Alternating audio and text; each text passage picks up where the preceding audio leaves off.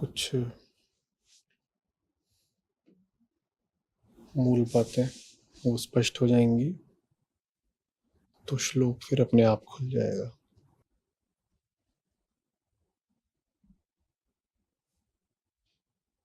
श्रद्धा क्या है?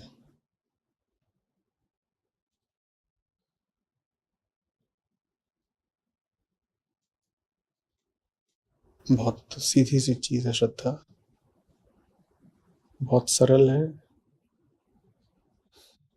इसलिए हम उसकी कई तरीके की जटिल व्याख्याएं करते हैं। सरल चीज खतरनाक हो जाती है ना, उससे आंखें नहीं चुराई जा सकती।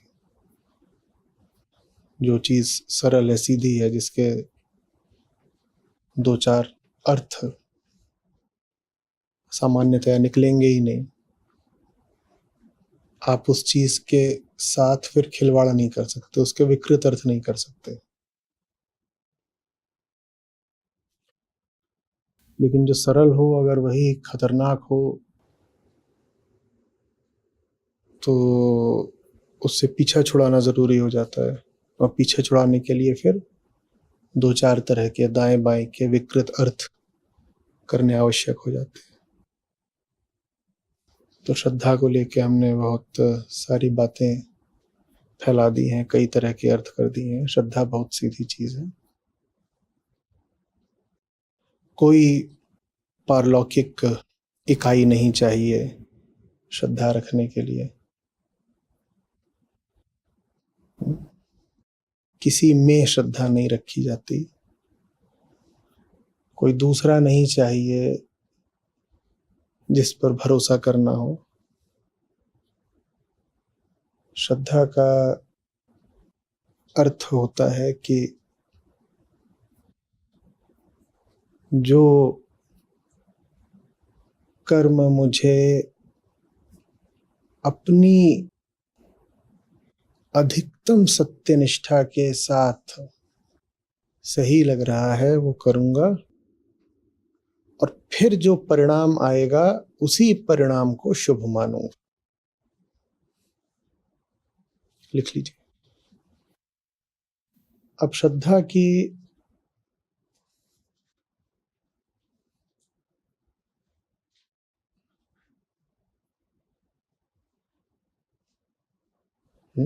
अधिकतम सत्यनिष्ठा के साथ कर्म करूंगा और फिर जो परिणाम आएगा उसी परिणाम को कहूंगा यही तो शुभ है। ठीक है। अब श्रद्धा की परिभाषा यदि इतनी सरल है तो उससे हमें समस्या क्या हो जाती है? समस्या कामना की है। हम कर्म करते हैं किसी निश्चित परिणाम की आशा में, इसी को कामना बोलते हैं।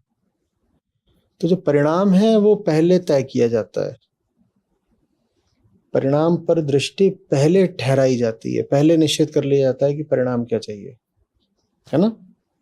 और फिर यह देखा जाता है कौन सा कर्म वो परिणाम ला सकता है। जो सामान्य गणित है हमारा साधारण, वो ऐसे चलता है भीतरी। ठीक है। पहले परिणाम निश्चित कर लो और फिर उस परिणाम के अनुसार कर्म चुन लो।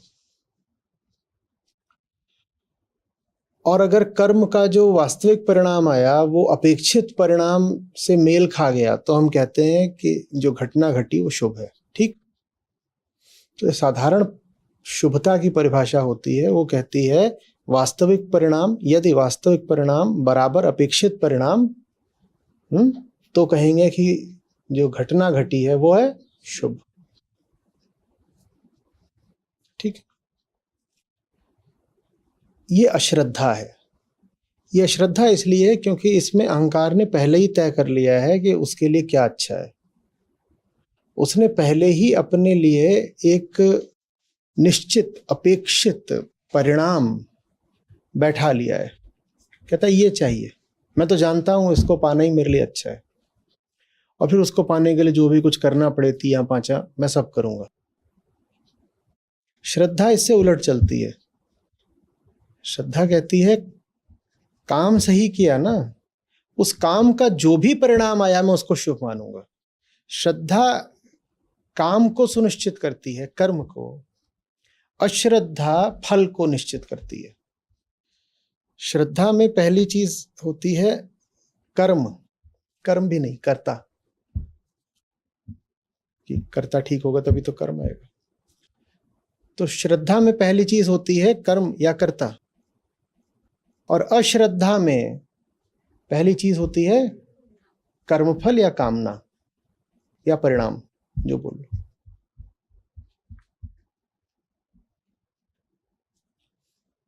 ठीक है। अब ये जाहिर सी बात है कि श्रद्धालु होने के लिए निष्काम होना जरूरी है, क्योंकि अगर कामना पहले से ही है तो सबसे ऊपर कामना चलेगी ना, और कामना निर्धारित करेगी कि अब काम क्या करना है। कामना ही तय कर देगी कि अब काम क्या करना है। तो श्रद्धा होने के लिए निष्काम होना जरूरी है, और अहंकार जैसे ही निष्काम होने लगता है उसकी हस्ती पर ही चोट पड़ जाती है। अहंकार का तो अर्थ ही है पूर्णता, पूर्णता माने कामना। अहंकार का अर्थ है जो अपूर्ण है, और जो अपूर्ण है उसे कामना तो करनी पड़ेगी ना। ऐसा कैसे होगा कि अधूरे भी हो और कामना भी नहीं कर रहे। तो इसलिए आम आदमी में श्रद्धा असंभव होती है, श्रद्धा हो ही नहीं सकती। लेकिन हमें बता दिया गया है कि श्रद्धा बड़ी अच्छी, बड़ी प्यारी, ऊंची चीज है। तो हम क्या करते हैं, हम कहते हैं मेरे पास अगर श्रद्धा नहीं है तो मेरे पास जो कुछ है मैं उसी को श्रद्धा बोल दूंगा। भाई आपने कह दिया, मान लीजिए कि सफेद रंग बहुत शुभ होता है, अब मुझे तो ये पसंद है और मैं अपनी कामना पे चलता हूं, मैंने ये धारण कर रखा है पीला। ठीक है। लेकिन आप सब बड़े लोग हैं, पूरा समाज है जो बोल रहा है सफेद बहुत शुभ होता है। कह रहे होंगे मुझे तो अपनी कामना पे चलना है तो मुझे तो पीला पसंद है, लेकिन अब आप लोग सामने खड़े जाते हो, कहते हो सफेद सफेद। तो मैं क्या घोषित कर देता हूं, यही तो सफेद है। मैं ये नहीं कहता कि मैं उसको उतार करके जो सचमुच सफेद है उसको धारण करूंगा। मैं कहता हूं मैं जो पकड़े हुए हूं वो तो पकड़े ही रहूंगा, हाँ सफेदी की परिभाषा बदल दूंगा, कह दूंगा इसी को सफेद बोलते हैं। तो हमने श्रद्धा की परिभाषा बदलकर अश्रद्धा को श्रद्धा बना दिया है। श्रद्धा में तो परिणाम अपेक्षित हो ही नहीं सकता, और हम जिसको श्रद्धा कहते हैं वो कुछ और नहीं, एक आशा होती है कि मन चाहा परिणाम मिलेगा, उसको हम श्रद्धा कहते हैं आम भाषा में। आम भाषा में कोई श्रद्धालु मिले तो वो विश्वासी है कि फलाना कर्म करने से उसको मनचाहा फल मिलेगा, इसको कहते हैं श्रद्धा। कोई आपको मिले कहे मुझे फलानी देवी देवता पे बड़ी श्रद्धा है, उसका एक ही अर्थ है, अगर मैंने कुछ मांगा इनसे तो मनोकामना पूरी होगी। और जहां कामना है वहां श्रद्धा हो ही नहीं सकती। श्रद्धा के लिए आपको मैंने कहा कोई पारलौकिक इकाई नहीं चाहिए, देवी देवताओं की भी कोई जरूरत नहीं है। श्रद्धा का अर्थ है अपनी सीमित क्षमता लेकिन पूरी सत्यनिष्ठा के साथ मैं कर्म करता हूं।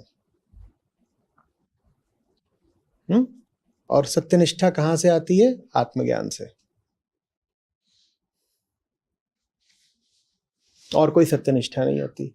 सत्य तो कोई न बर्तन है, न दीवाल है, न आदमी है, न औरत है,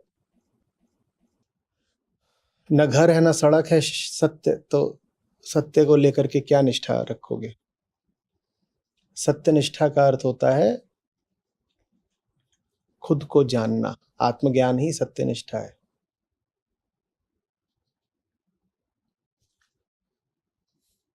क्योंकि अगर आत्मज्ञान नहीं होगा तो निष्ठा तो रखोगे ही, किसी न किसी पे तो भरोसा रखोगे ही। किस पे रखोगे फिर आप, फिर रखोगे अपनी मान्यताओं पर। जब ज्ञान नहीं होता तो किसके भरोसे चलते हो आगे, मान्यता के भरोसे। जब पता नहीं होता तो किसके भरोसे आगे बढ़ते हो, अनुमान या कल्पना के सहारे। जब नहीं पता होता तो भी आगे तो आप बढ़ते ही हो ना जिंदगी में, किसके भरोसे आगे बढ़ते हो, कुछ अनुमान लगा लिया, कुछ कल्पना कर ली, कुछ तुक्का मार दिया।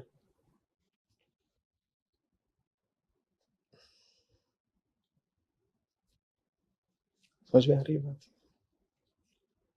तो आम आदमी जीता है अश्रद्धा में, आम आदमी जीता है अश्रद्धा में, क्योंकि उसके पास पहले से ही निर्धारित कामनाएं होती हैं। कामनाएं उसकी मजबूरी है, क्योंकि अहंकार अपूर्ण होता है। ये गणित पूरा पकड़ के चलिएगा। अहंकार की मजबूरी है कामना, क्योंकि अहंकार क्या होता है? अपूर्ण। और जो अधूरा है वो अधूरेपन से क्या पाता है? दुख। उसी दुख के मारे उसको क्या करनी पड़ती है? कामना करनी पड़ती है। जब कामना करनी पड़ती है तो अपने हर कर्म से पहले क्या रखना पड़ता है? कर्मफल। फलाना लाभ होगा कि नहीं होगा, ये काम करके लाभ होता दिखेगा तो काम करेंगे, नहीं तो काहे को करेंगे। तो आम भाषा में श्रद्धा का क्या मतलब हुआ? ये काम करूंगा तो वो चीज मिलेगी, इसको कहते हैं आम श्रद्धा। ये काम करूंगा तो वो चीज मिलेगी, यह है आम श्रद्धा। मुझे भरोसा है कि ये काम करूंगा तो वो चीज मिलेगी, यह है आम श्रद्धा। इसी को आप थोड़ा सा धार्मिक रंग और दे दीजिए। ये काम करूंगा को कर दीजिए ये कर्म कांड करूंगा। ये कर्म कांड करूंगा तो इच्छित वस्तु प्राप्त होगी, यह है आम श्रद्धा। ये श्रद्धा है ही नहीं, ये लेन देन है, व्यापार है, कामना का कपट है। सब जो अपने आप को श्रद्धालु बोल रहे हैं उनमें किसी में लाखों में कोई एक होता होगा जिसमें श्रद्धा वास्तव में होती होगी। ये तो हम श्रद्धा शब्द का भी अपमान कर देते हैं।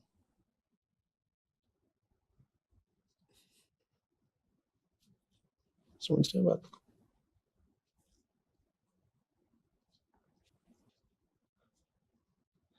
इसी तरह से जो आस्था शब्द है वो भी पूरा पूरा कामना से ही जुड़ा हुआ है। आस्था शब्द आता है स्थापित करने से।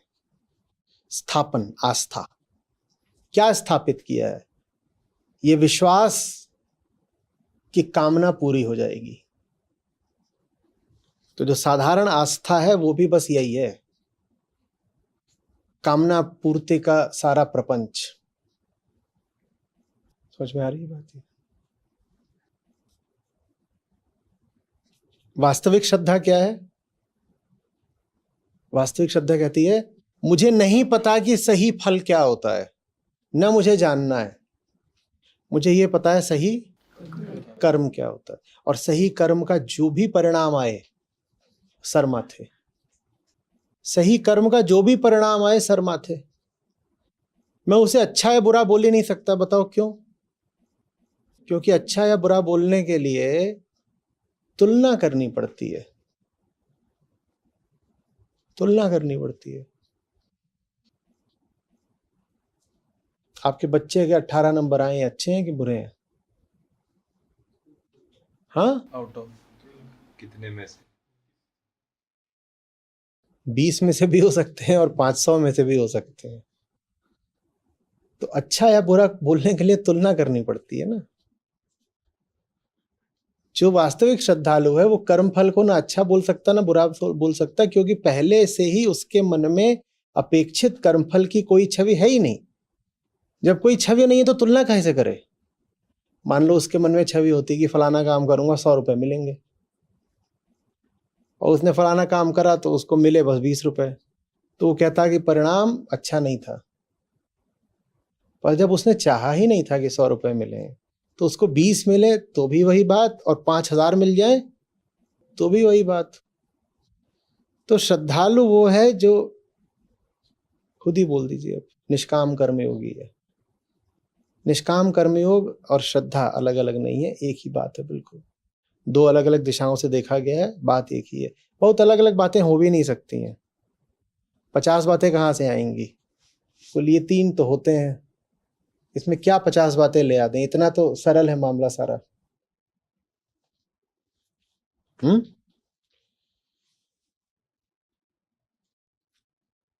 मैं सब कुछ नहीं जानता, लेकिन अपनी अधिकतम सामर्थ्य से मुझे जो भी ठीक लग रहा है उसको मैं पूरी निष्ठा से करूंगा। और साथ ही साथ मैं ये जानता हूं कि जो मैं जानता हूं वो पर्याप्त नहीं, पूर्ण नहीं, लेकिन और कोई विकल्प नहीं है, तो मैं तो यही कर सकता हूं कि अपनी पूरी ईमानदारी से, अपनी पूरी जिज्ञासा से मैंने स्वयं से जितने प्रश्न हो सकते पूछे। इसीलिए हमने श्रद्धा का संबंध किससे बताया? आत्मज्ञान से। अपने आप से पूरी ईमानदारी से प्रश्न करने के बाद जो मुझे सही रास्ता दिखाई दिया, मैं उस पर चला। अब अंजाम जो होता हो सो हो। दोनों बातें कह सकते हैं, हम उस अंजाम के प्रति उदासीन हैं या हम उस अंजाम को शुभ मान लेंगे। ऐसे भी कह सकते हैं कि जो भी अंजाम आएगा सही काम का, हम उसके प्रति उदासीन रहेंगे, या ऐसे कह सकते हैं कि जो भी अंजाम आएगा हम उसको शुभ मान लेंगे। एक ही बात को कहने के दो तरीके।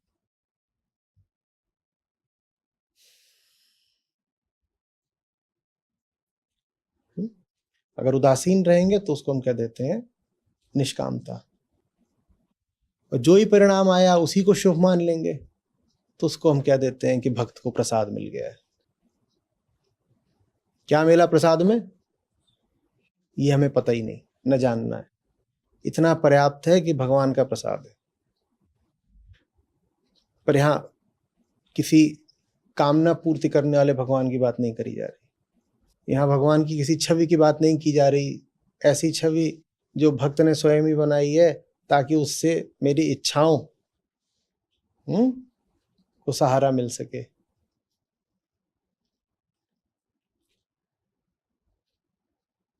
समझ रहे? यहाँ जिस बात भगवान की बात की जा रही है उसको तो निर्गुण सत्य ही होना पड़ेगा। भगवान की छवि में गुण तो सारे हमारा स्वार्थ ही डालता है ना, और कहाँ से आएंगे? हमारे दो हाथ हैं तो हम ईश्वर के भी दो हाथ बना देते हैं। करते हो कि नहीं? भगवान के भी जैसी हमारी शक्ल है वैसा बना देते हैं। आप जो छवियां बनाते हैं वो चीनियों जापानियों जैसे क्यों नहीं बनाते?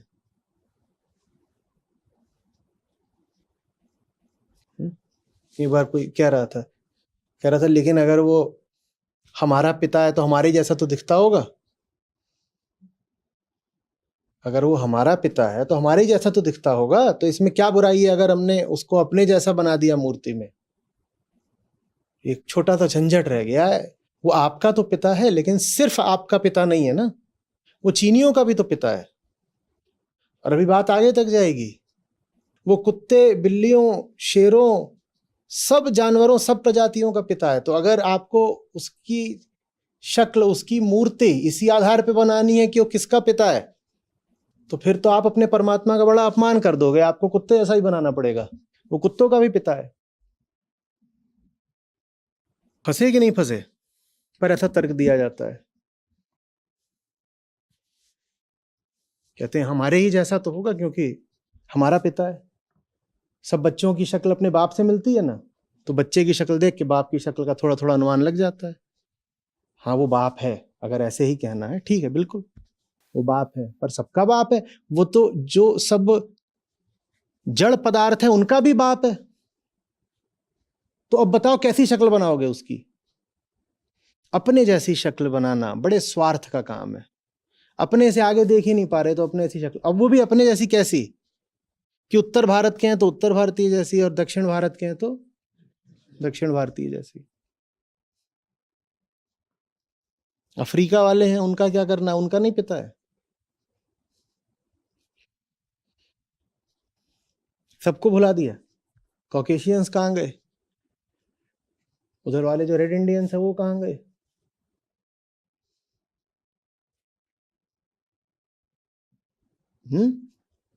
और जो करोड़ों प्रजातियां हैं मात्र पृथ्वी पर, वो बाकी प्रजातियां कहाँ गई? या आप इतना अपने अहंकार में गुम हो गए हो कि सोच रहे हो कि वो बस मनुष्यों का ही पिता है? करोड़ों और प्रजातियां भी तो हैं। तो उसकी मूर्ति बनानी है तो उन जैसी ही बनाओ, मच्छर जैसी भी बनाओ, अमीबा जैसी भी बनाओ, बैक्टीरिया जैसी भी बनाओ।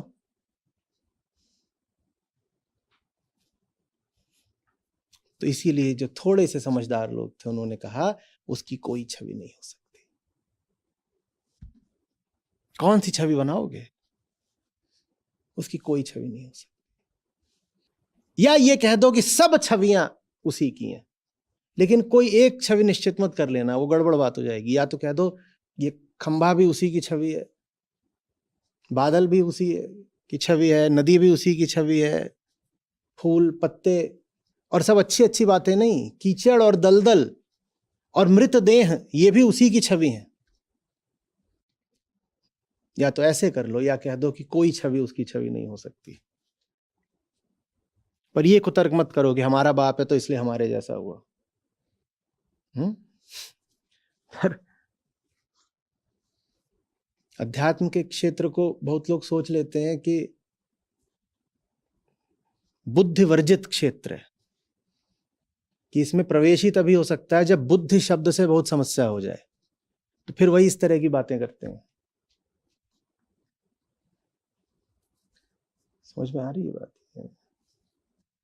स्वार्थ लेकर के अगर आप अध्यात्म में आएंगे तो एक एक शब्द के ऊपर आप विकार पोतते जाएंगे।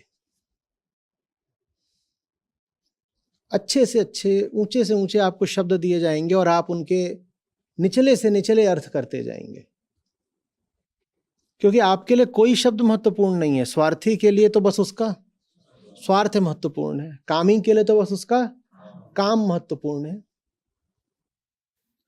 समझ रहे हो बात को? तो श्रद्धा माने क्या? निष्काम। निष्काम कर्म ही श्रद्धा। जो सही है वो कर रहा हूं, जो ही अंजाम आ रहा है स्वीकार है, यही श्रद्धा है। नहीं पूछूंगा कि मेरा क्या होगा अगर ये सही काम कर दिया तो। बहुत व्यवहारिक नहीं बन जाऊंगा कि देखिए साहब बात तो ये सही है लेकिन थोड़ा आगा भी तो देखकर चलना पड़ता है। नहीं, आगा देखकर चलना माने परिणाम देख के चलना। लोग कहते हैं ना, जो थोड़े मंजे हुए सामाजिक खिलाड़ी होते हैं तो खास तौर पे ऐसी बात करेंगे, नहीं देखिए बात तो आपने बिल्कुल ठीक बोली आध्यात्मिक दृष्टि से, लेकिन आगा पीछा भी तो देख के चलना पड़ता है। पीछा से उन्हें कोई नहीं मतलब होता, मतलब आगे से ही होता है। आगा माने कामना, कामना माने ये कि जो कर रहे हैं उससे होगा क्या। भाई जो होगा सो होगा, जो कर रहे हो अगर वो ठीक है तो जो होगा वही सही है। तुम्हें कैसे पता कि जो हो रहा है वो गलत हो रहा है? जो हो रहा है वो गलत है ऐसा निश्चय आप बस अपनी अपेक्षित कामना से मिलान करके, मैचिंग करके ही तो कर पाते हो, नहीं तो जो हो वही अच्छा है। अगर कोई आशा ही ना हो तो जो हो वही अच्छा है। यह श्रद्धा है, आशा ना रखना। जो सही है वो किया, और जो किया वो अपने आप में पूरा है, अब उससे और ज्यादा आगे ही क्या आशा रखनी है। ये श्रद्धा है। समझ में आ रही बात? है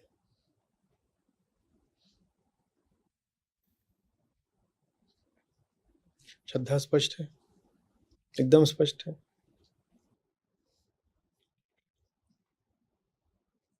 और आगे असूया।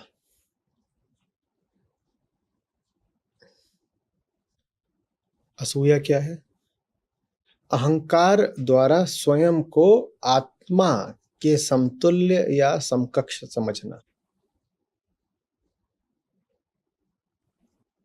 अहंकार द्वारा स्वयं को आत्मा के बराबर मानना असूया है।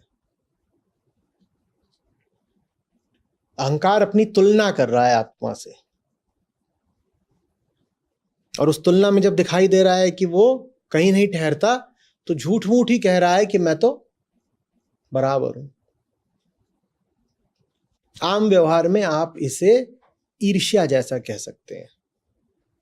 ईर्ष्या से भी पहले तुलना आती है ना, आप पहले तुलना करते हो, फिर पाते हो कि मामला बराबरी का नहीं है तो भीतर से बेचैनी, क्रोध और झूठ खड़े होते हैं, उसी को ईर्ष्या बोलते हैं। तो वही असूया है। असूया के मूल में तुलना है। अहंकार आत्मा से बराबरी की कोशिश कर रहा है, इसको असूया बोलते हैं।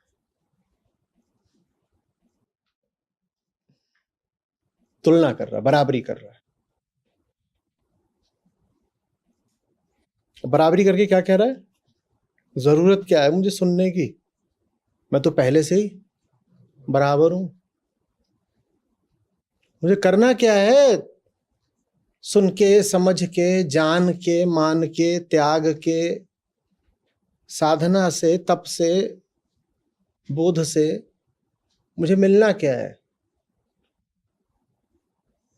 जिनकी तुम बात बता रहे हो मैं तो पहले ही उनके बराबर हूं।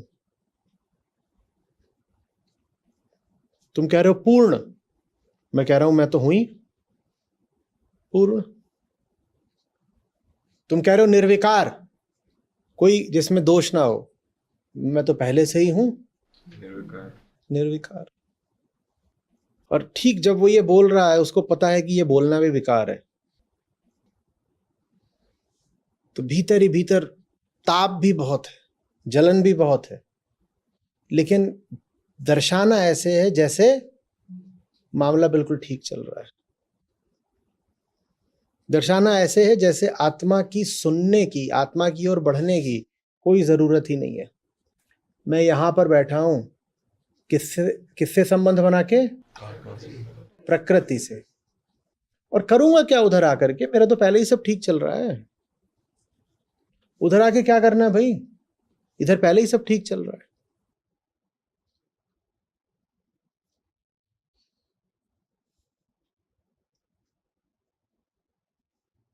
अभी एक का आया कि उन्होंने अपने कुछ लिखा था, पता नहीं कुछ होंगे परिवार के कोई या दोस्तों में कोई, तो उनको बोला होगा कि गीता सत्र हैं, आप भी आइए। तो वो बोलते हैं कि मैं थोड़ी कोई बीमार हूं, मनोरोगी हूं, मुझे जरूरत ही नहीं, मेरा तो सब ठीक ही चल रहा है पहले से, मैं क्या करूंगा गीता पढ़ के। जो उन्होंने शब्द इस्तेमाल करा था वो ये था कि भाई मैं पहले से ही सॉर्टेड हूं, मैं पहले से ही सॉर्टेड हूं। मतलब समझ रहे हो? घुसे हुए हैं प्रकृति में, पर दावा यह है कि आत्मस्थ है। और चूंकि हम पहले ही आत्मस्थ हैं, तो हमें अब कृष्ण की सुननी ही क्यों है? कृष्ण अपनी बात बता रहे होंगे, हमें क्यों सुननी है? हम तो पहले ही मस्त हैं। इतना ही नहीं, जो सुनने जा रहे हैं हम उनको घोषित कर देंगे कि ये सब साइको हैं, मनोरोगी हैं। भाई तुम्हें बीमारी है इसलिए तुम्हें सुनने की जरूरत पड़ती है, हम तो पहले से ही ठीक है, स्वस्थ हैं, सॉर्टेड हैं, कूल हैं, तो हम क्या करेंगे सुन के?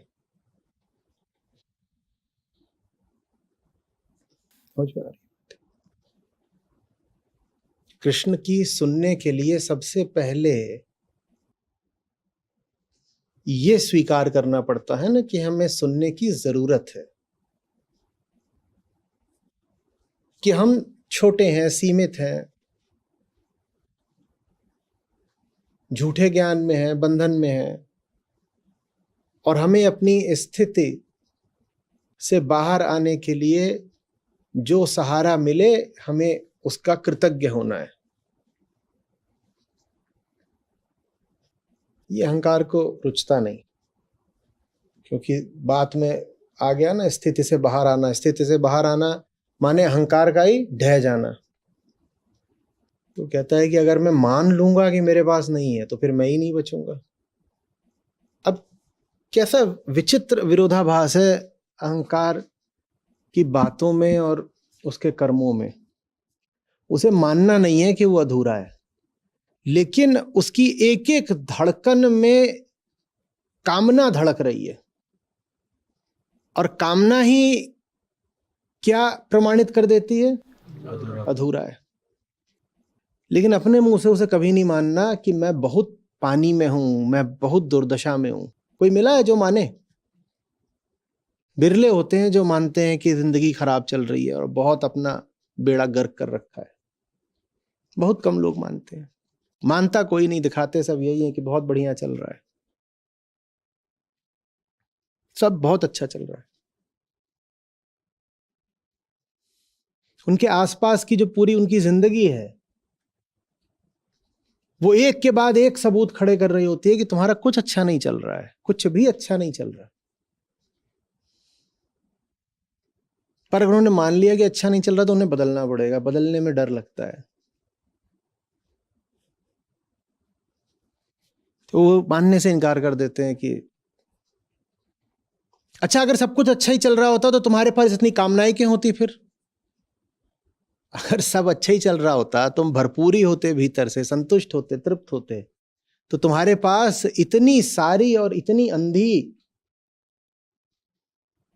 सुरसा की तरह मुंह फाड़े हुए राक्षसी कामनाएं क्यों होती? क्यों होती? अगर सब ठीक होता तो इतनी बड़ी बड़ी कामनाएं होती क्या? वो भी ऐसी जो पूर्ण कभी हो ही नहीं सकती।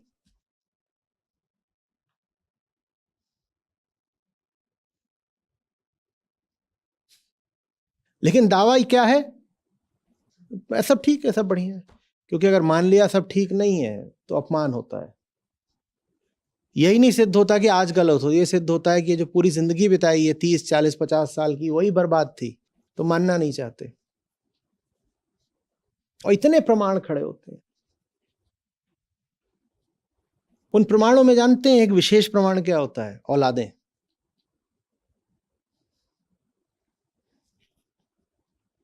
औलादें बहुत मुखर प्रमाण बन जाती हैं, क्योंकि औलादें अभी छोटी होती हैं तो उनको छुपाना नहीं आता।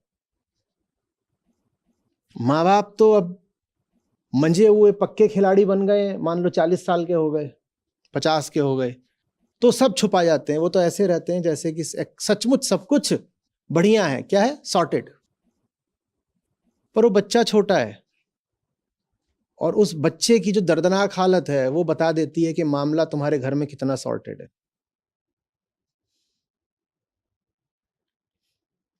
जैसे कि माँ बाप दोनों की पूरी जिंदगी की विफलता और मूर्खता उस बच्चे के ऊपर टूट कर गिरी हो, जैसे आपकी विफलताएं और मूर्खताएं वो संतान बनकर खड़ी हो गई हो। और उस संतान को देखो, बिल्कुल साफ दिख जाता है कि ये क्या नमूना पैदा करा है। और अगर माँ बाप में जरा सा भी दम होता तो औलाद ऐसी कैसे निकल सकती थी? पर औलाद चूंकि अभी छोटी है तो उसकी हस्ती, उसके कर्म, उसका चेहरा, उसकी बोल बातचीत उससे साफ पकड़ में आ जाता है, दृष्टिगोचर हो जाता है कि ये बहुत अभी खराब हालत में है। और वो औलाद जरूरी नहीं 5 ही साल की हो, 5 की हो, 10 की हो, 15 की हो, कई बार 25 की हो, तो भी इतनी नालायक औलाद, इतनी ज्यादा नालायक औलाद।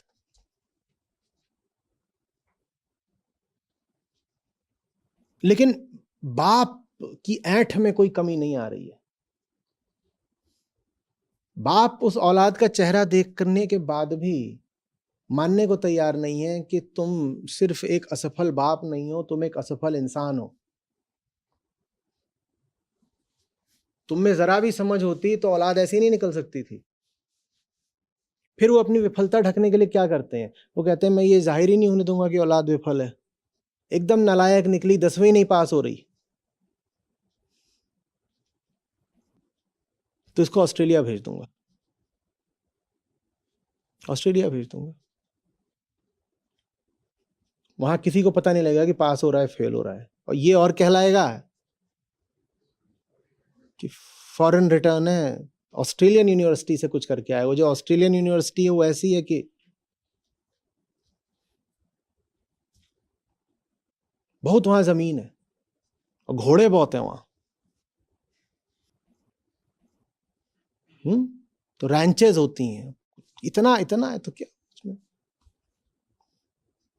वो इस स्तर की यूनिवर्सिटीज हैं, सब नहीं, पर हर जगह पर हर स्तर का मामला होता है ना। तो वहाँ अच्छी वाली भी हैं और एकदम जो गिरी हुई हैं वो वाली भी हैं, और जो वहाँ की गिरी हुई हैं वो यहाँ की गिरी हुई से ज्यादा गिरी हुई हैं। वो चलती इसी आधार पे है कि वहाँ पे भारत और पाकिस्तान और इस तरह के देशों के जो अमीरजादे हैं वो आएंगे, बहुत सारे पैसे लुटाएंगे और फर्जी डिग्री लेके वापस चले जाएंगे।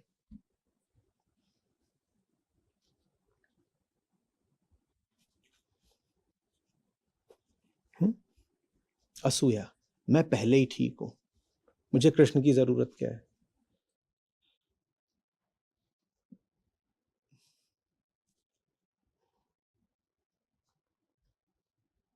जैसे आप अभी बैठकर सुन रहे हैं और अभी ऑनलाइन हजारों लोग बैठ के सुन रहे हैं, एक बहुत बड़ी तादाद है लोगों की, लाखों करोड़ों लोगों की, जो ऐसे सुन ही नहीं सकते।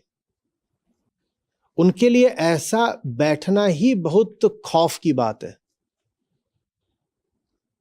क्योंकि उन्होंने जिंदगी में बैठ करके कभी कुछ नहीं सुना। 3-4 घंटे सुनना बहुत ऊंची बात होती है, उन्होंने सुना ही नहीं है कुछ कभी।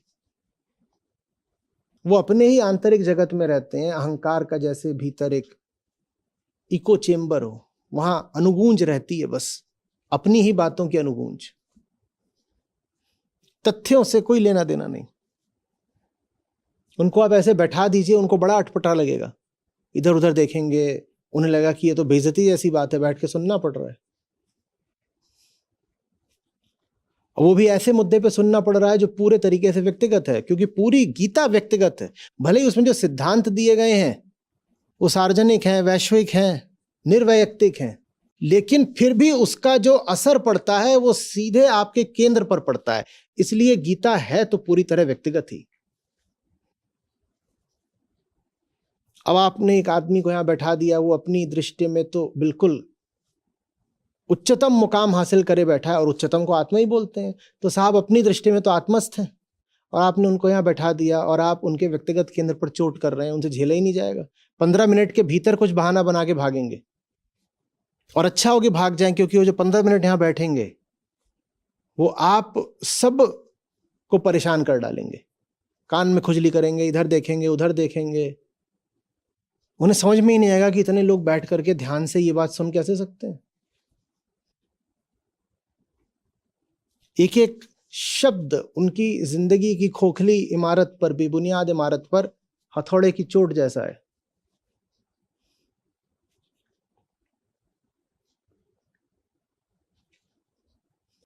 समझ रहे हो बात को? असूया, असूया माने ये नहीं कि पड़ोसी से जलन हो गई। अध्यात्म में असूया का ये नहीं मतलब होता। अध्यात्म में असूया का मतलब होता है कि अहंकार अपने आप को, अरे किसकी बराबरी कर रहा है, किसकी, झुकने को तैयार नहीं है। कह रहा है हूं तो बराबर ही, पर अब अभी थोड़ा सा बस चूक हो रही है, दुर्घटना हो रही है, थोड़ा सा अभी संयोग नहीं ठीक से बैठ रहा। जल्दी मैं सबको जता दूंगा कि देखो मैं आत्मा निकला कि नहीं निकला। मैं बदलूंगा नहीं, मैं जैसा हूं वैसा रहते ही मैं सिद्ध कर दूंगा कि मैं ही तो उच्चतम हूं। मैं बदलूंगा नहीं, मैं जैसा हूं वैसा रहते ही मैं सिद्ध कर दूंगा कि मैं तो उच्चतम हूं।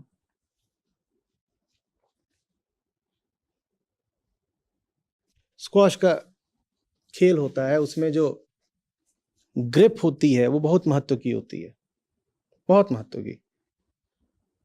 और जब आप शुरू में खेलना सीखते हैं, तो अगर आप में से कोई खेलना जा रहा हो, शुरू कर रहा हो, तो मेरी सलाह होगी कि किसी कोच से ही सीखिएगा। मेरे लिए भी बड़ी तकलीफ की बात रही है, क्योंकि मैं बैडमिंटन के बाद स्क्वॉश खेलने गया था, तो ग्रिप जो है वो मेरी भी फंसी। तो आप लोग किसी कोच से ही सीखिएगा। तो हम लोग नोएडा में थे जहाँ पर हमारे कोच थे, तो वहाँ पर मैंने एक बार देखा था, वो मैं आपको बताता हूँ। तो वहाँ कोई कोई मतलब खिलाड़ी जैसे थे, और शायद उनका फौजी बैकग्राउंड था। तो वो आए होंगे, उन्होंने क्लब ज्वाइन किया जो स्टेडियम है नोएडा में, और वहाँ कोच हैं, वो वही कोच जो मुझे सिखाते थे। तो कोच उनको बता रहे हैं कि आपकी जो ग्रिप है ये ठीक नहीं है, और स्क्वॉश में ग्रिप बहुत महत्वपूर्ण चीज है। बोल रहे हैं आपकी ग्रिप ठीक नहीं है। पर ये जो साहब थे, ये फौज से आए थे, 40 करीब इनकी उम्र रही होगी, शायद इन्होंने पिछले 20-22 साल से स्क्वॉश खेला हुआ था, और जैसे पकड़ रखे थे वैसे ही खेला हुआ था। और ग्रिप ना भी ठीक हो तो भी आप एक स्तर तक, एक लेवल तक तो खेल ही लेते हो। तो वो समझाने की कोशिश कर रहे हैं आपकी ग्रिप ठीक नहीं है। तो उन्होंने कुछ सुना, और फिर मालूम है कोच से क्या बोलते हैं? ये मेरी आंखों के सामने हो रहा है। ये बोलते हैं आइए थोड़ा सा रैली करते हैं, आइए रैली करते हैं। और उस रैली में ये सज्जन जितनी जान लगाकर हो सकता था उतनी जान से कोच के ऊपर पॉइंट बनाने की कोशिश कर रहे थे। पता नहीं इनको पता था कि नहीं ये क्या कोशिश कर रहे हैं, पता नहीं कोच भी समझे कि नहीं, पर मैं बाहर खड़ा हुआ था। तब तो मैं शुरू ही कर रहा था, तो मैं देखा करता था कि अच्छे लोग कैसे खेलते हैं। मैं बाहर खड़ा था, मुझे साफ दिख रहा था कि ये क्या कर रहे हैं। वो क्या कर रहे थे? हाँ, मैं तो पहले से ही ठीक हूँ। असूया है ये। समझ रहे बात को? मैं क्यों बदलूं जब जैसा मैं हूं वैसा रहते हुए ही मैं तुम्हारी बराबरी कर सकता हूं। तुम आए हो मुझे ज्ञान देने, तुम आए हो मुझे बताने कि मेरी ग्रिप गलत है, देखो मैं गलत ग्रिप के साथ ही तुम्हें हरा दूंगा। ये तो छोड़ो कि मैं बदलूंगा, मैं तुम्हें हरा के दिखा दूंगा। ये अहंकार है। नहीं तो कोई तुक बनता है कि कोई आपसे कह रहा है कि ग्रिप ठीक करो और आप उससे बोले रैली खेलो। आप तो कहोगे कि हाँ साहब बताइए कैसे। असल में स्क्वॉश बहुत तेज खेल होता है, टेनिस वगैरह में समय होता है, तो टेनिस में फोरहैंड और बैकहैंड जो ग्रिप है वो अलग अलग होती है क्योंकि आपको वक्त मिल जाता है। पर स्क्वॉश इतनी तेज होता है कि जितनी देर में आप ग्रिप बदलोगे तो समस्या हो जाएगी। तो एक लेवल तक चल जाएगा, पर उसके बाद खेल बहुत तेज होने लग जाता है, वहां पे आपको वक्त नहीं मिलेगा ग्रिप बदलने का, तो आपका जो फिर शॉट है वो ठीक नहीं पड़ेगा। तो वो उनको बोल रहा है ये रैली करते हैं, और रैली में इन्होंने जो जान लगाई है, अपना 20 साल का पूरा अनुभव लगाकर रख दिया वहां पर कि इस कोच को बताता हूं। ये मुझे बता रहा था, मैं 20 साल पुराना फौजी, ये मुझे बता रहा था कि मेरी ग्रिप ठीक नहीं है, देख अभी तुझे क्या करता हूं। ये अहंकार है। तो ये सज्जन आप जिनको यहां बुलाएंगे बैठाएंगे, अब इस उदाहरण से आगे बताइए वो क्या करेंगे। इसी उदाहरण से बताइए कि अगर अभी जिन सज्जन की हमने बात करी थी कि वो अपनी नजर में बिल्कुल जिल्ले सुभानी है, और उनको आपने यहां बैठा दिया अकबर बादशाह को, और आप कोशिश कर रहे हैं कि उनको गीता ज्ञान दे दें, तो 15 मिनट के बाद वो क्या करेंगे? प्रश्न। वो सवाल नहीं होगा, वो इल्जाम होगा, वो दोष दृष्टि होगी। वो बताएंगे कि या तो जो मैं बोल रहा हूं वो गलत है, या गीता में ही जो लिखा है वो गलत है।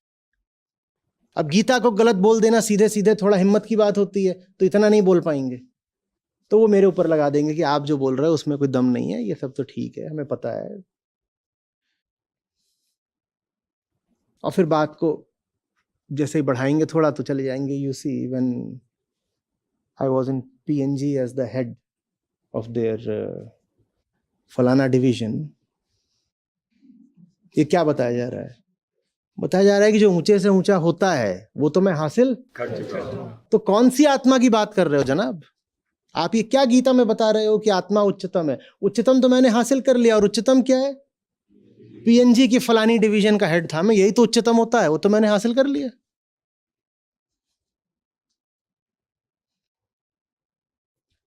समझ में आ रही बात? ये असूया, कृष्ण कह रहे हैं जिनके पास असूया है वे मेरे मत पर नहीं चल पाएंगे। और जब कृष्ण यहां पर कह रहे हैं मेरा मत, तो उनका क्या आशय है? सत्य का प्रतिनिधि बनकर बोल रहे हैं, उनका कोई व्यक्तिगत मत नहीं है। कृष्ण यहां कोई व्यक्ति नहीं है। गीता में कृष्ण कब क्या बनकर बोल रहे हैं ये समझना जरूरी है। तो जब यहां पर कह रहे हैं मेरे मत पर नहीं चल पाएंगे, तो उनका आशय गीता पर नहीं चल पाएंगे। कृष्ण का मत माने गीता, और कौन सा मत है कृष्ण?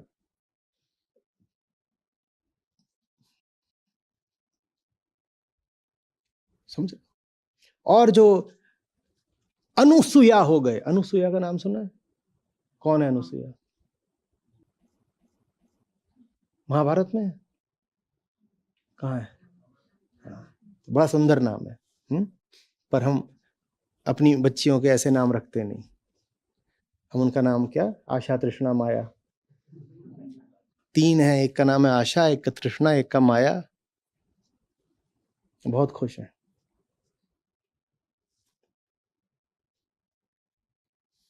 माँ का नाम है पूर्णा।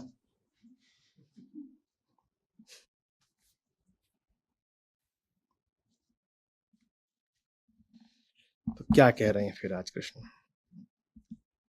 ये में मत मिदम नित्यम अनुतिष्ठन्ते मानवाः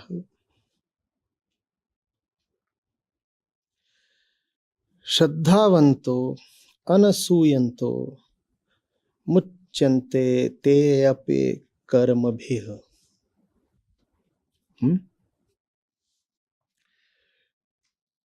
श्रद्धा युक्त जो लोग हैं और जिनमें असूया नहीं है और जो मेरी इस बात का माने गीता ज्ञान का अनुष्ठान करते हैं, माने व्यवहार में लाते हैं, पालन करते हैं, वो सब अपने कर्म बंध से मुक्त हो जाते हैं। मुच्यन्ते ते अपि कर्मभिः, कर्म से मुक्त हो जाते हैं। कर्म से क्या आशय है? कर्म फल से मुक्ति मिल जाती है। कर्म फल से ही मुक्ति को क्या बोलते हैं? निष्कामता। निष्कामता, वो निष्काम हो जाते हैं। पूरा श्लोक कह रहा है श्रद्धा, निष्कामता, कर्म फल से मुक्ति और अनसूया, इनको एक तल का जानिएगा। और इन चारों में से कोई भी एक बाकी तीन के अभाव में हो नहीं सकता।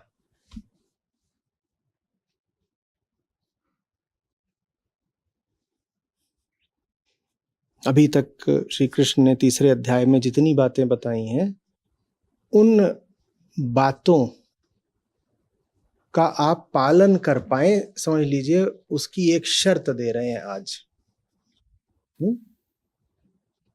तो 26, 27, 28, 29, 30 और पीछे भी जा सकते हैं। वहां जितनी बातें बोली हैं, 31वें में एक वहां पर अर्हता, एक शर्त रख दी है उन्होंने। ये होगा तो ये जो सारी बातें हैं, सारा ज्ञान है, फिर तुम पर फलित होगा, नहीं तो कुछ नहीं। क्या है पहली शर्त? श्रद्धालु होना चाहिए। दूसरी, असूया नहीं होनी चाहिए। श्रद्धा होनी चाहिए, असूया नहीं होनी चाहिए। श्रद्धा का क्या अर्थ होता है? परिणाम नहीं सोचूंगा। असूया का क्या अर्थ होता है? औकात में रहूंगा। दोनों के लिए ही क्या आवश्यक है? आत्मज्ञान। मैं अपनी सीमा में, अपनी औकात में रहूंगा, इसके लिए क्या पता होना चाहिए कि भाई मैं हूं कितना बड़ा, इसको आत्मज्ञान बोलते हैं। और मैं अपनी कामना पर नहीं चलूंगा, इसके लिए भी क्या पता होना चाहिए कि ये जो कामना कहां से आती है? ये सब नकली जगहों से आती है। बाहर से किसी ने आकर के कामना अपने भीतर बैठा दी, हम क्या लगते हैं मेरी कामना। तो निष्काम होने के लिए भी क्या चाहिए? आत्मज्ञान। वरना तो अब आप कामना को क्या समझते रहोगे? मेरी कामना। जबकि सारी कामनाएं क्या होती हैं? वो प्रभावित कामनाएं होती हैं, इंड्यूस्ड कामनाएं होती हैं। और अहंकार आत्मा से अपनी तुलना ना कर दे, उसके लिए भी क्या जरूरी है? आत्मज्ञान। नहीं तो कौन किसी को रोक रहा है ये सोच पाने से कि अपुनिच भगवान है? कोई भी सोच सकता है, मैं ही तो हूं। और अहंकार की इससे बड़ी कोई फैंटेसी नहीं होती। क्या?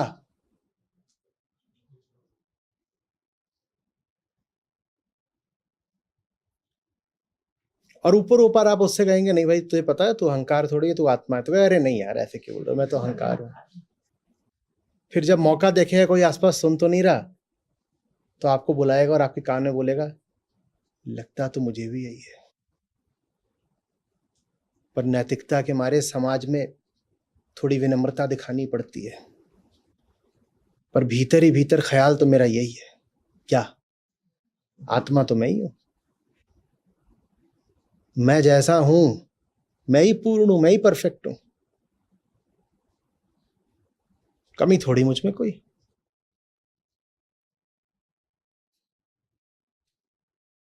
अरे उसको कमी दिख ही रही होती तो उसने कमी ठीक ना कर ली होती।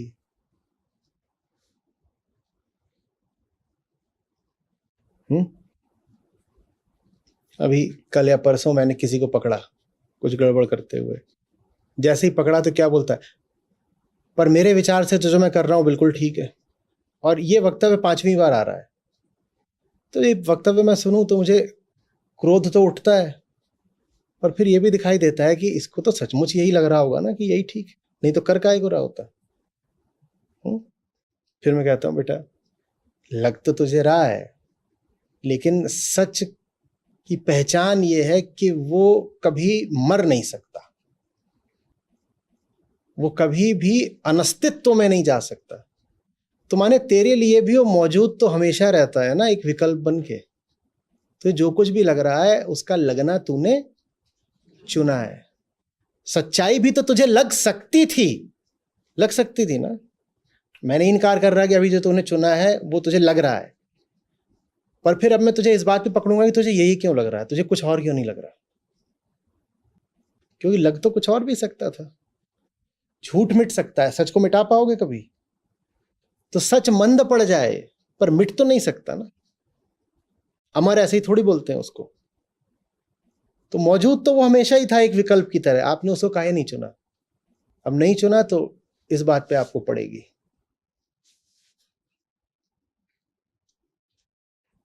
लेकिन थोड़ी रियायत करनी पड़ती है, क्योंकि अहम के देखिए ये बात भी सही है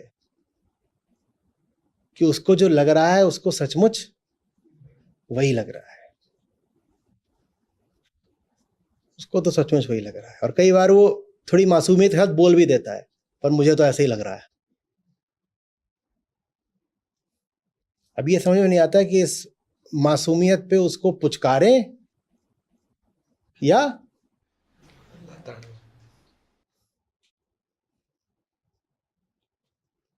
तो फिर मैं पुचकार पुचकार के पटाखे बजाता हूँ, कहता हूँ दोनों ही कर देता हूँ।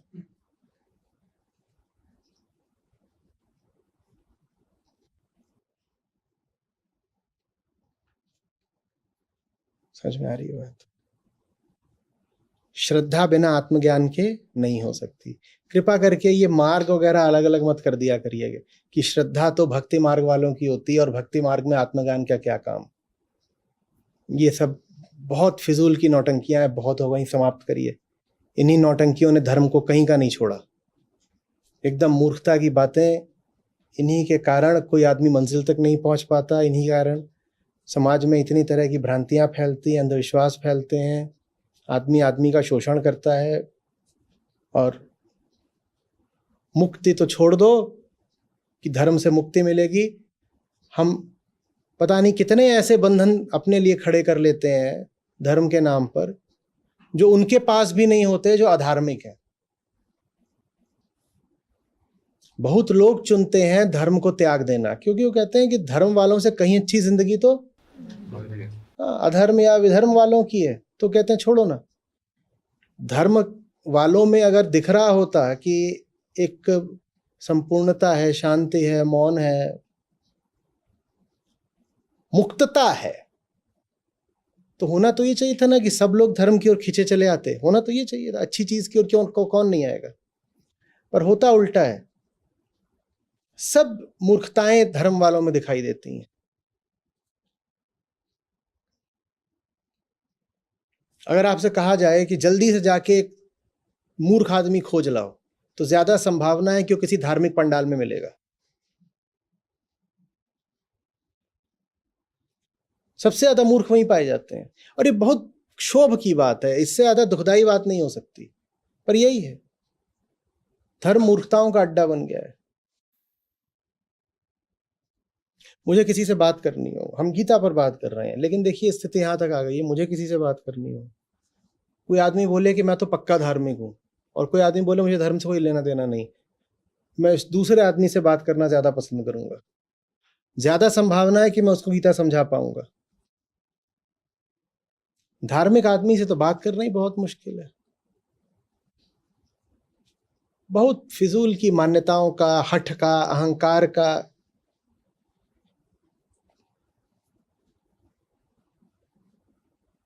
एक विचित्र सा पुतला जो ना कुछ सुन सकता है ना समझ सकता है।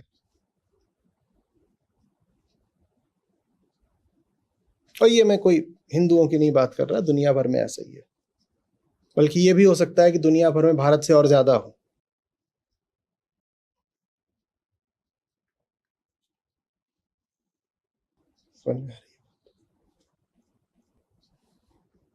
राम की बात करनी हो तो राम वालों से बचना, और कृष्ण की बात करनी हो तो कृष्ण वालों से मत करना।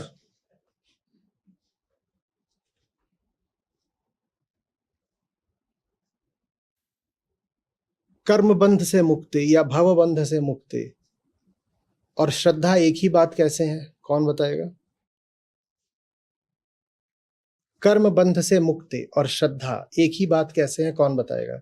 और अगर कोई अपने आप को श्रद्धालु बोलता है पर कर्म बंध से मुक्त नहीं है, तो हम क्या उसे श्रद्धालु बोल सकते हैं?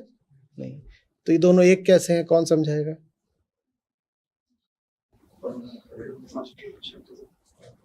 कर्मबंध क्या होता है, एकदम सरल कर दीजिए। कर्मबंध क्या होता है? परिणाम की परवाह करना। कि कर्म अपने आप में पूरा नहीं है, कर्म की एक दुम निकली हुई है। किस दिशा में? भविष्य की दिशा में। कर्म पूरा नहीं हुआ है अभी, कर्म अभी बचा हुआ है, कर्म का एक पुछल्ला लगा हुआ है और पता नहीं कहां तक जाएगा। वो भविष्य में बैठे हुआ है अभी, और अभी अभी आस, अभी अब कुछ मिलेगा, अभी कुछ मिले, इसे कहते हैं कर्मबंध। कर्मबंध ये नहीं है कि सही काम करा और आगे बढ़ गए। मुक्त जीवन का अर्थ यही होता है, सही काम करा आगे बढ़े, फिर सही काम करा आगे बढ़े। कर्मबंध का अर्थ होता है काम करा और अब फिर इंतजार कर रहे हैं। काम हो सकता है 5 ही मिनट करा, इंतजार 5 साल से कर रहे हैं। किस बात का? भोग कब मिलेगा? नहीं, कुछ करा था उसका, कुछ भोग कब मिलेगा? ये कर्मबंध होता है। श्रद्धा और कर्मबंध साथ क्यों नहीं चलते?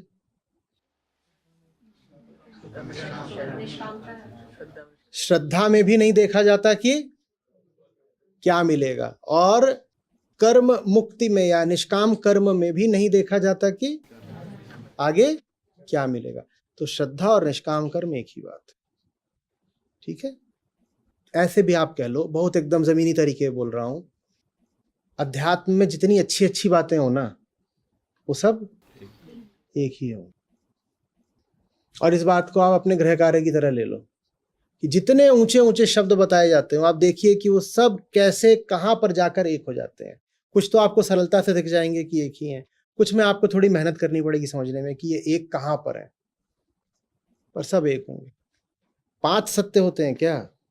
जब सत्य एक ही होता है तो सारी अच्छाइयां एक ही दिशा में तो जा रही होंगी। और सत्य के अलावा कोई अच्छाई हो सकती है क्या? तो सत्य एक है, उसी की ओर जाने को अच्छाई बोलते हैं।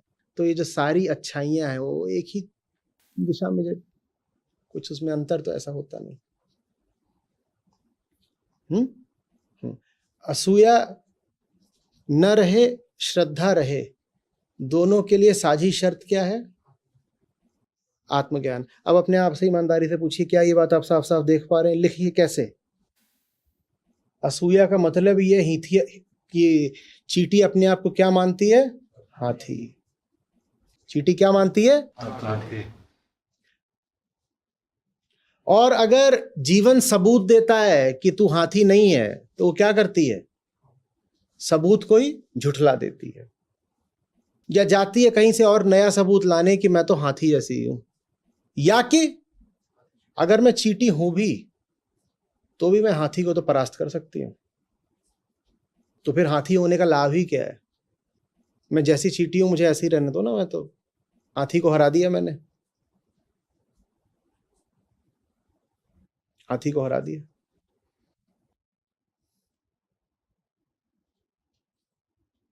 समझ रहे हैं बात?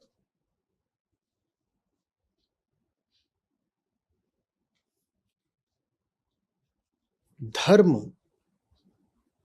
उठता है मनुष्य के विद्रोह से। धर्म होता है मनुष्य की बेहतरी की खातिर। धर्म का लक्ष्य ये नहीं होता कि बाहर कोई बड़ी शक्ति बैठी है और उसको प्रशंसित रखना है और उसको संतुष्ट करना है, तृप्त करना है, प्रसन्न करना है। नहीं नहीं नहीं नहीं नहीं। बाहर जाकर के किसी की स्तुति आरती करने से तुम्हें कुछ नहीं मिल जाने का, बल्कि बाहर की स्तुति आरती करके तो आत्मज्ञान और भुला दोगे ना, क्योंकि किस दिशा में देख रहे हो। धर्म होता है अपनी ओर देखो, अपनी ओर जब देखोगे तो बिलख पड़ोगे।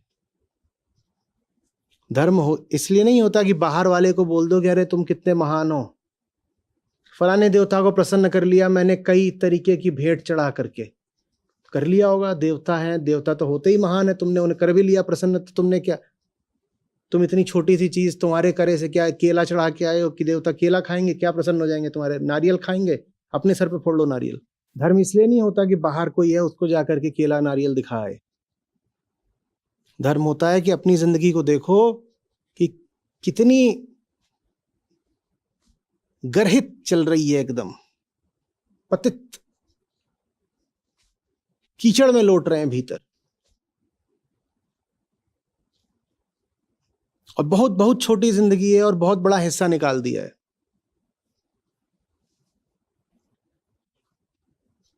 आप मान जानते हैं धर्म का जो उपयोग है वो बहुत बुरे तरीके से हुआ है इतिहास में। धर्म का उपयोग ही इसलिए हुआ है ताकि आप अपने आप को ना देख पाएं,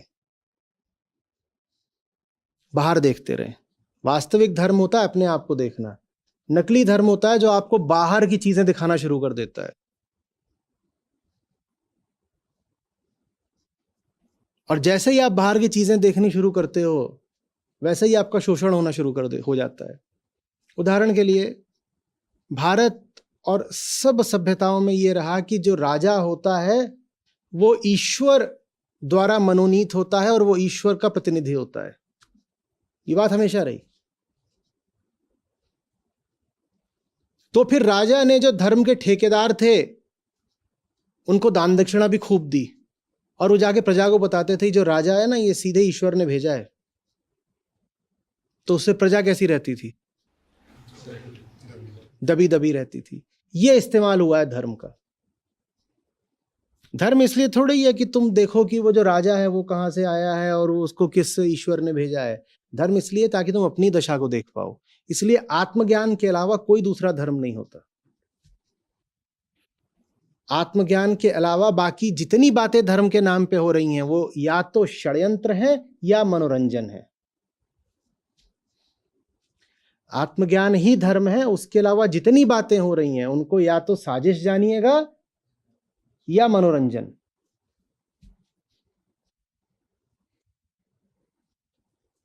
यूरोप से एक कहानी है कि हम असूया की बात कर रहे हैं और असूया के मूल में आत्मज्ञान है, और हम बात कर रहे हैं कि किस तरह धर्म का एक संस्करण वो भी है जो आपको आत्मज्ञान से दूर रखता है। वो होता ही इसीलिए ताकि आपको आपकी जिंदगी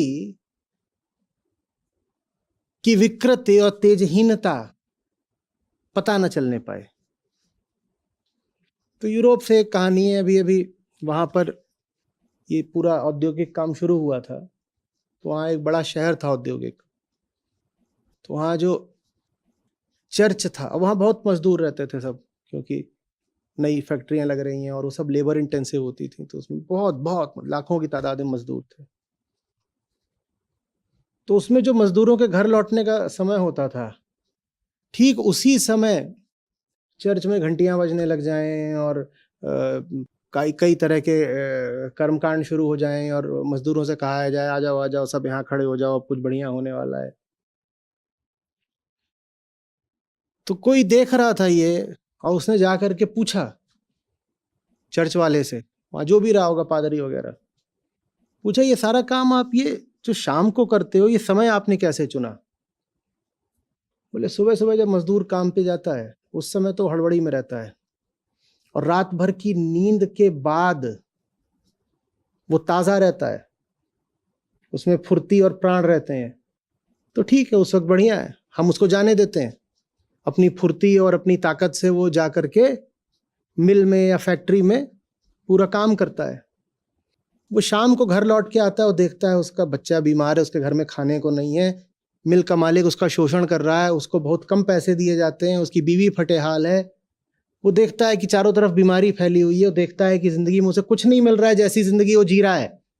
ठीक उस पल हम घंटा बजा देते हैं ताकि उसे देखने का मौका ही ना मिले कि उसकी अपनी जिंदगी कैसी है।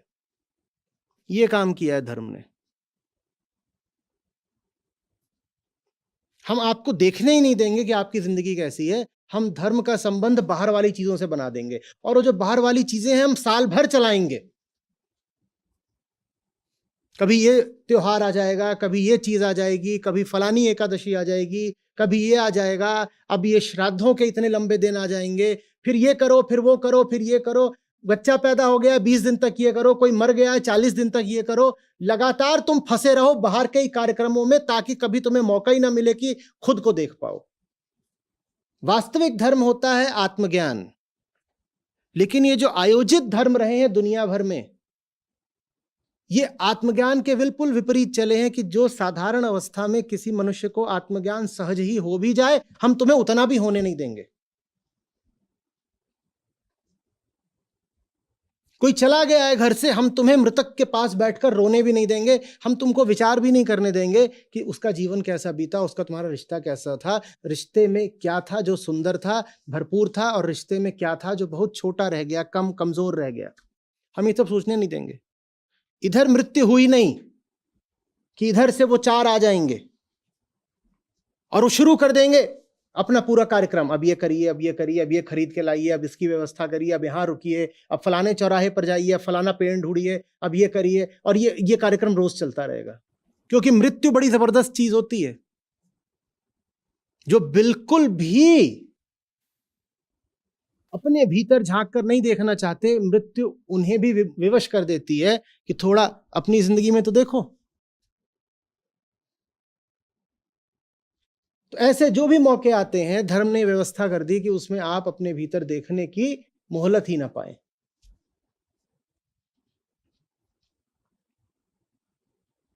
आ रही बात समझ में? न हो अगर आपको बाहर की किसी दिव्य शक्ति का सहारा, तो कहिए क्या आप स्वयं ही अपना जीवन बदलने का प्रयत्न नहीं करेंगे? पर दुनिया भर के लोग इसी आशा में बैठे रह जाते हैं कि एक दिन कोई आएगा बाहर से, कोई उतरेगा और हमारा जीवन संवार देगा। आज भी लोग इसी इंतजार में बैठे हैं कल के अवतार। जबकि धर्म है वास्तविक जो तुम्हें कहता है कि सब कुछ तुम्हारे चुनाव पर आश्रित है, और ज्ञान का अर्थ ही है आत्मज्ञान। तुमसे बड़ी और तुम्हारे अलावा कोई ताकत नहीं। और जो प्रचलित धर्म है वो कह देता है तुम में कोई ताकत नहीं, सारी ताकत तो किसी आसमानी शक्ति में है। तुम में क्या ताकत है? तुम तो बस पड़ जाओ, तुम तो गिर जाओ। जब तुम गिर जाते हो ना, तो ऐसा नहीं होता कि कोई आसमानी शक्ति प्रसन्न हो जाती है। जब तुम गिर जाते हो तो इसी जमीन से कोई इंसान आता है और तुम्हारा शोषण कर जाता है। ये होता है। और अक्सर तुम्हें गिरने के लिए प्रेरित उसी इंसान के एजेंट द्वारा किया गया होता है जो तुम्हारे गिर जाने पर तुम्हारा शोषण करवाना चाहता है।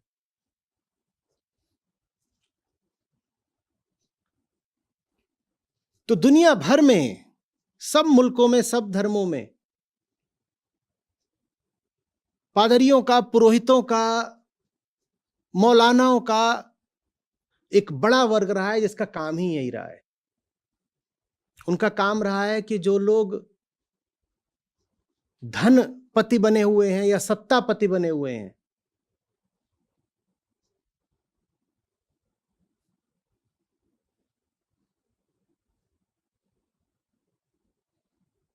उनकी चाकरी करना।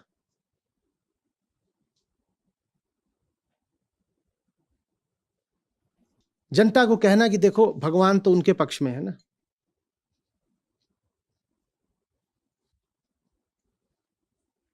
सत्ता का और धर्म का बड़ा जबरदस्त नाता रहा है, साठगांठ। जो धनपति हैं, जिनके पास दुनिया में पैसा है, जब वो नहीं चाहेंगे कि आप देख पाएं कि सारा पैसा तो उनके पास है, तो वो आपको धर्म में व्यस्त कर देते हैं। वो कहते थे तुम पैसा क्या कमाओगे, तुम कीर्तन करो। और जितने कीर्तन कर रहे हैं, मैं उनसे पूछना चाहता हूं, तुम्हें अपनी जिंदगी नहीं दिखाई देती? तुम्हें अपनी जिंदगी नहीं दिखाई देती? तुम्हें कभी उपनिषद समझ में नहीं आए? तुमने कभी गीता नहीं गुनी? वो बार बार बोलते हैं कि अपनी जिंदगी को देखो। तुम करे जा रहे हो कीर्तन बिना अपनी जिंदगी देखे। और दुनिया भर में जो आर्थिक असमानता है वो बढ़ती ही जा रही है। ज्यादा से ज्यादा पैसा कम से कम हाथों में केंद्रित होता जा रहा है। तो वो लोग तो यही करेंगे ना कि जो बाकी पूरी जनसंख्या है उसको क्या बोलेंगे, तुम कीर्तन करो। और कीर्तन कराने के लिए फिर वो अपने प्यादे नियुक्त करेंगे। और ये आम जनता को दिखाई नहीं देता कि वो सब जो प्यादे हैं वो धनपतियों के ही प्यादे हैं। उनको तैनात किया गया है ताकि आप अपनी हकीकत से कभी भी परिचित ना होने पाए। वास्तविक धर्म विद्रोह है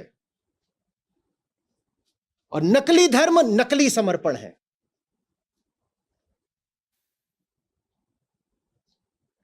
इसी तरह से सत्ता में जो लोग बैठे हैं, अगर वो ना आपको रोटी दे सकते ना रोजगार, तो वो आपको भजन कीर्तन का पंडाल तो दे सकते हैं ना। आप मगन रहिए, आप मस्त रहिए। ये शताब्दियों से हुआ है, पूरे विश्व में हुआ है।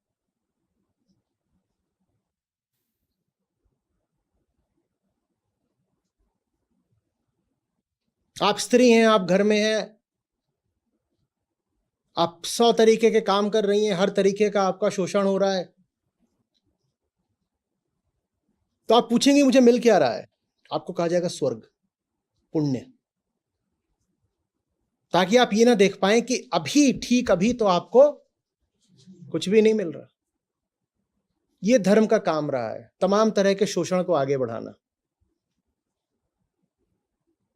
आज भी कोई बहुत बुरी स्थिति में है, आप बाबाओं महात्माओं को देखिए, वो पूछेगा मेरी हालत इतनी खराब क्यों है? वो कहेंगे तुम्हारे अतीत के पाप हैं। वो ये नहीं बताएंगे कि तुम्हारा शोषण किया जा रहा है आज भी व्यवस्था द्वारा। अतीत के पाप की बात नहीं है, व्यवस्था आज तुम्हारा शोषण कर रही है। लेकिन आज जो उसकी बुरी हालत है उसको उन्होंने डाल दिया अतीत के पाप के ऊपर। ये लोग साफ किसको बचा ले गए? इन्होंने बचाया किसको? जो शोषण करता है उसको बचा दिया। और जिसको बोल दिया कि तेरे तो अतीत के पाप है, वो संतुष्ट होकर चला गया, वो चला गया।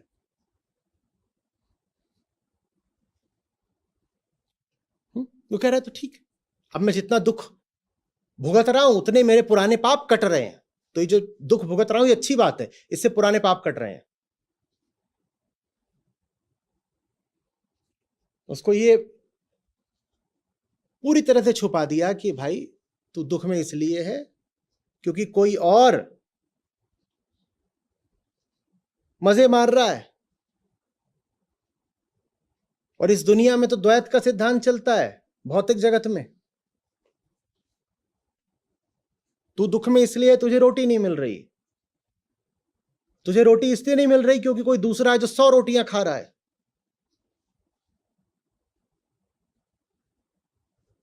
वो भी अपना मगन होकर चला गया कि ये तो मेरे पुराने पाप हैं, कट रहे हैं, दुख झेल रहा हूं, ये तो अच्छा हो रहा है मेरे साथ, अब मैं मुक्त हो जाऊंगा।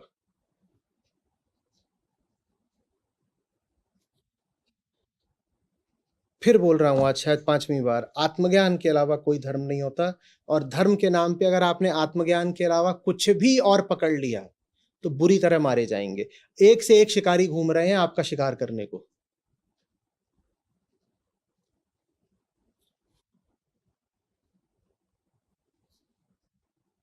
एक से एक शिकारी। जंगल के शिकारियों के हाथ में बंदूकें वगैरह होती हैं, धार्मिक शिकारियों के हाथ में धार्मिक ग्रंथ और माला वगैरह होते हैं।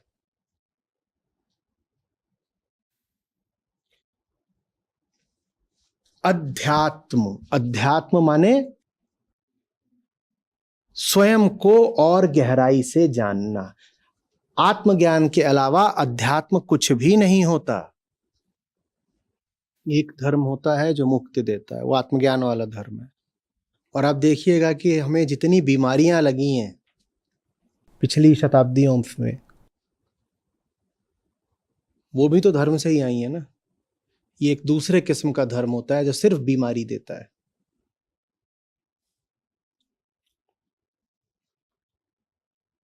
सिर्फ बीमारी।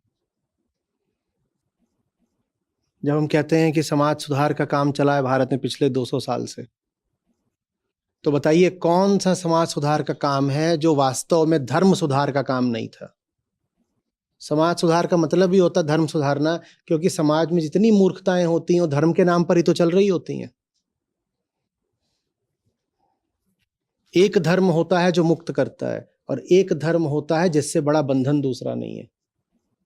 आप सबसे निवेदन कर रहा हूं, जो मुक्तिप्रद धर्म है उसकी ओर चलिएगा, बंधन वाले धर्म में मत फंस जाइएगा। जो मुक्ति वाला धर्म है उसको आत्मज्ञान कहते हैं, उसको वेदांत कहते हैं। वो आपको उपनिषदों में और गीता में मिलेगा।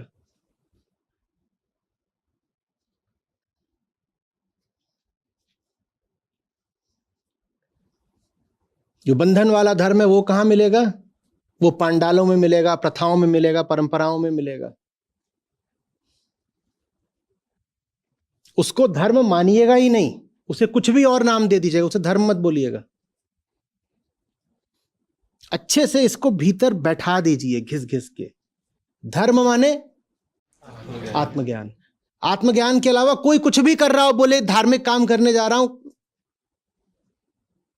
तो कुछ करने जा रहा है, उसे धार्मिक नहीं बोलते।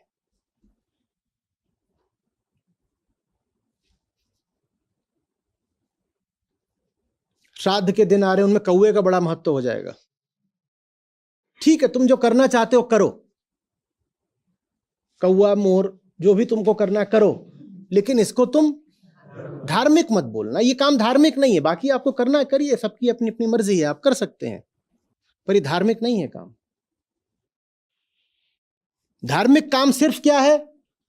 आत्मज्ञान। आत्मज्ञान के अतिरिक्त कुछ भी और धार्मिक नहीं है।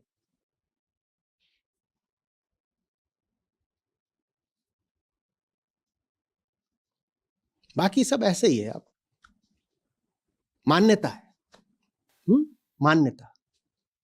एक ज्ञान वाला धर्म है और एक मान्यता वाला धर्म। मेरा आग्रह है ज्ञान वाला धर्म चुने, मान्यता वाला नहीं। प्रयोग और परीक्षण का धर्म चुने, प्रथा और परंपरा का नहीं।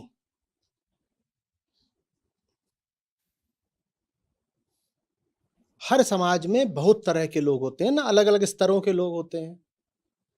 तो वैसे ही जिन लोगों ने आपसे धर्म संबंधित बातें करी, वो भी सब अलग अलग स्तरों के थे। भाई आज इतने लोग धर्म की बातें कर रहे हैं, आज का समाज देखिए, आज का समाज देखिए, इतने लोग धर्म की बातें कर रहे हैं ना, कर रहे हैं कि नहीं कर रहे हैं? अच्छा, जितने लोग धर्म की बातें कर रहे हैं उनमें से बहुत सारे लोग किताबें लिख रहे हैं, लिख रहे हैं ना? क्या वो सब किताबें एक ही स्तर की हैं? बोलिए जल्दी। नहीं है। आज भी अगर आप सिर्फ भारतीय समाज को या सिर्फ हिंदू समाज को भी लें, तो हजारों लोग होंगे जो धर्म के काम में लगे हुए हैं, कहते हैं साहब हम तो धर्म के आदमी हैं। ठीक है, उनमें से सैकड़ों होंगे जो किताबें भी लिखते हैं। ठीक है, वो हजारों लोग क्या एक ही स्तर के हैं? वो सैकड़ों किताबें क्या एक ही स्तर की हैं? उन किताबों में से कितनी किताबें हैं जिन्हें पढ़ा जाए, माना जाए? 1, 2, 3, इससे ज्यादा तो नहीं। वैसे ही जो पुरानी किताबें हैं वो भी अलग अलग स्तर की हैं, क्योंकि जैसे आज इतने अलग अलग स्तरों के लोग हैं, तो पुराने समय में भी तो अलग अलग स्तरों के ही तो लोग थे। तो सब किताबों को एक दर्जा नहीं दिया जाता। गीता और गरुड़ पुराण को एक ही स्थान नहीं दिया जाता। जैसे आज एक किताब होती है जो बहुत साधारण बात बोल रही होती है, कई बार अंधविश्वास से भी भरी होती है, कहने को धार्मिक किताब होती है, किसी धर्मगुरु ने लिख दी है किताब, और उसको आप पढ़ो तो भीतर उसमें बस एक के बाद एक अजूबे उछल उछल के आएंगे। फिर किताब लिख दी है धर्मगुरु ने, और उसमें बता रहे हैं कि कैसे एक भूतनी घूम रही थी, उसके बाल पकड़ के घसीट लाया, उसको मैंने गाय बना दिया, फिर उसके दूध की फिल्टर कॉफी पी।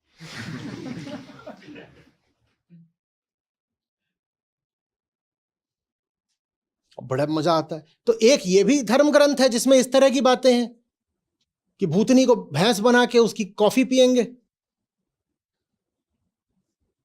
आज ऐसे ऐसी किताबें हैं ना बाजार में, आप जाइए बाजार में मिलेंगी, और उनमें से बेस्ट सेलर हैं कई, और इसीलिए बेस्ट सेलर है कि वहां कॉफी पी।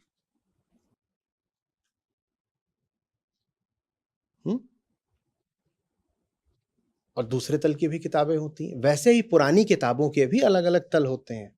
सब किताबें नहीं मान ली जाती पुरानी।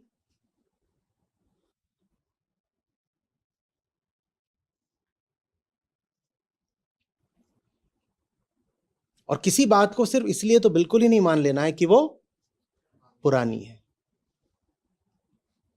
एक साहब का संदेश है, बोले आपका ये विज्ञान है ही कितना पुराना, आज का है। आपका ये विज्ञान कितना पुराना, आज का है। भाई सबसे पुराना तो बंदर है, तो फिर सबसे बड़ा वही हो गया। और बंदर से भी पुराना और भी कोई जीव रहा होगा तो वो सबसे पूजनीय हो गया। ये श्रेष्ठता का पैमाना कहां से हो गई, कौन सी चीज कितनी पुरानी है। और पुरानी चीज ही अच्छी होती है। तो तुमको मैं 50 साल पुराना एक सड़ेला बजाज स्कूटर देता हूं, तुम उसी पे चला करो। अगर पुराना होना ही श्रेष्ठता का निर्धारक होता है तो सब जो पुराना पुराना है मैं उसी से तुम्हारी जिंदगी भर देता हूं। पुरानी शर्ट पहनो, 20 साल पुराना पका हुआ खाना खाओ, सब पुराना ही पुराना चलाओ। तब तो आज तुम कहते हो जो नया है वो तो लेटेस्ट बताइएगा। आज तो तुम लेटेस्ट मांगते हो। और जब विचार और दर्शन और धर्म के क्षेत्र की बात आती है तुम कहते हो जो पुराना है वो श्रेष्ठ है। ऐसे कैसे श्रेष्ठ हो गया भाई? बात नए पुराने की नहीं होती है। बात होती है कि बात में दम कितना है, हम उसको परखेंगे। कोई बहुत पुरानी बात भी बहुत श्रेष्ठ हो सकती है और कोई बिल्कुल आज की बात भी बहुत निकृष्ट हो सकती है। हम तो परखेंगे। आज का है कि कल का है, इससे कुछ नहीं हो गया। उम्र या प्राचीनता, नवीनता, अर्वाचीनता, ये श्रेष्ठता के निर्धारक नहीं होते।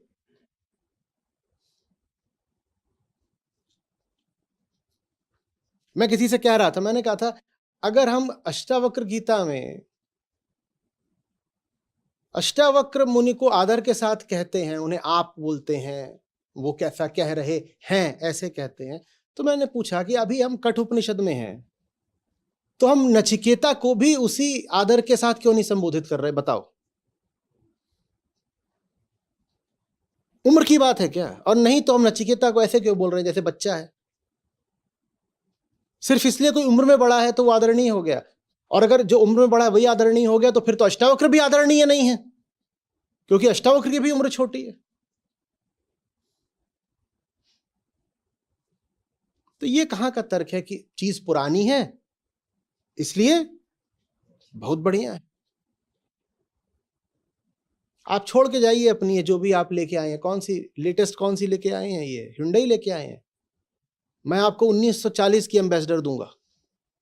जो पुराना है वही अच्छा है।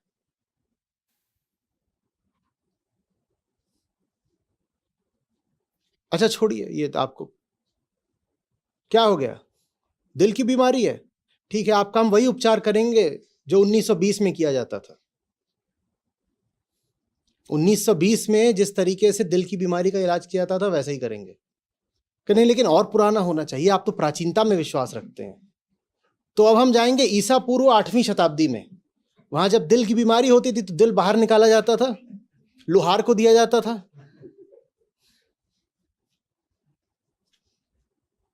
और फिर वो वापस लगाया जाता था।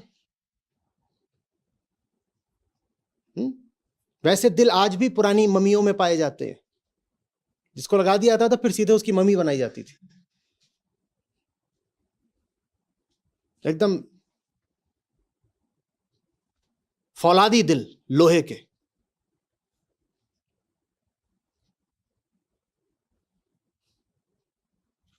तब तो कहते हो कि जो एकदम आधुनिकतम ट्रीटमेंट आया हो हमारा वो किया जाए।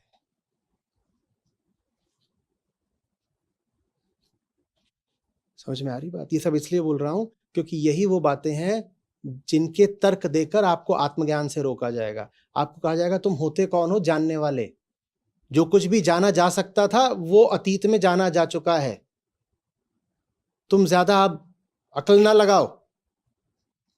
और जो वास्तविक धर्म है वो बोलता है अक्ल लगाओ। तुम्हारी चेतना के अलावा तुम्हारा कोई सहारा नहीं।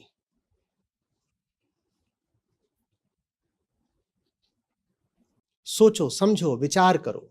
विचार ही जब गहराई पाता है तो आत्मविचार बन जाता है, और आत्मज्ञान, आत्मविचार से ही आत्मज्ञान फलित होता है।